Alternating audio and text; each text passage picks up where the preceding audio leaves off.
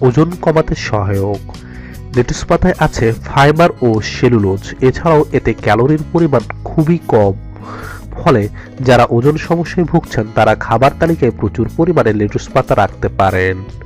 প্রতিদিন সালাদের সাথে প্রচুর লেটুস পাতা রাখুন, তাহলে কম ক্যালোরিতে পেটও ভরবে আর খাবারের স্বাদও অক্ষুণ্ণ থাকবে। হৃৎপিণ্ডের জন্য ভালো। লেটুস পাতায় উপস্থিত ফাইবার রক্তের কোলেস্টেরল কমাতে সহায়তা করে।